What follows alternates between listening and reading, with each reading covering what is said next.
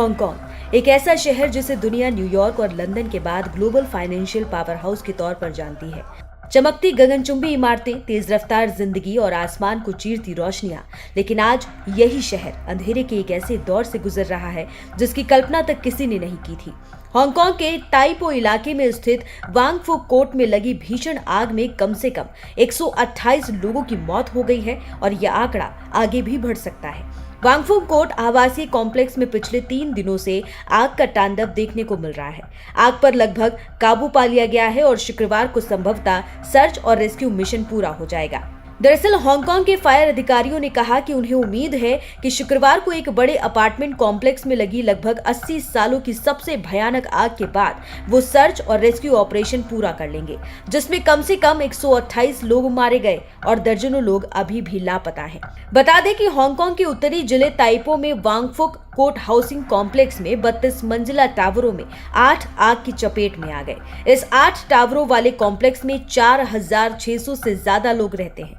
बुधवार दोपहर को जब आग लगी और तेजी से फैली तो ये बांस के मचान और हरे जाल से ढकी हुई थे। पुलिस ने कहा कि उन्होंने खिड़कियों को ब्लॉक करने वाले ज्वलनशील फोम बोर्ड सहित असुरक्षित चीजों का इस्तेमाल करने के लिए हत्या के शक में 3 कंस्ट्रक्शन कंपनी के अधिकारियों को गिरफ्तार किया है। फायर फाइटर्स ने कहा कि वो शुक्रवार सुबह तक अभी भी सुलग रहे कॉम्प्लेक्स में सर्च और रेस्क्यू ऑपरेशन पूरा करने की उम्मीद कर रहे थे। पुलिस ने प्रेस्टीज कंस्ट्रक्शन के 2 डायरेक्टर और 1 इंजीनियरिंग कंसल्टेंट को गिरफ्तार किया है। ये फर्म 1 साल से ज्यादा समय से बिल्डिंग्स का मेंटेनेंस कर रही थी। पुलिस सुपरिंटेंडेंट एलिन चुक ने गुरुवार को कहा कि हमें लगता है कि कंपनी की जिम्मेदार पार्टियों ने बहुत बड़ी लापरवाही की है, इसके कारण यह हादसा हुआ। Deputy fire services director Derek chain ने शुक्रवार सुबह रिपोर्टर्स को बताया कि हम 8 बिल्डिंग्स की सभी यूनिट्स में घुसने की कोशिश करेंगे ताकि कोई और कैजुअल्टी ना हो। गुरुवार सुबह तक 300 लोग मिसिंग लिस्ट में थे, लेकिन ये आंकड़ा 24 घंटे से ज्यादा समय से अपडेट नहीं हुआ है।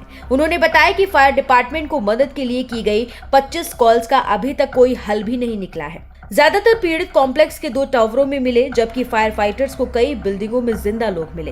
हॉस्पिटल अथॉरिटी ने कहा कि शुक्रवार सुबह मरने वालों की संख्या बढ़कर 128 हो गई है। यह 1948 के बाद हांगकांग की सबसे भयानक आग है, जब एक वेयरहाउस में लगी आग में 176 लोगों की मौत हो गई थी। गौरतलब है कि हांगकांग दुनिया के सबसे घनी आबादी वाले शहरों में से एक है, जहां ऊंची ऊंची हाउसिंग कॉम्प्लेक्स हैं। यहाँ प्रॉपर्टी की आसमान छूती कीमतें लंबे समय से नाराजगी का कारण रही है और ये त्रासदी अधिकारियों के प्रति गुस्सा भड़का सकती है।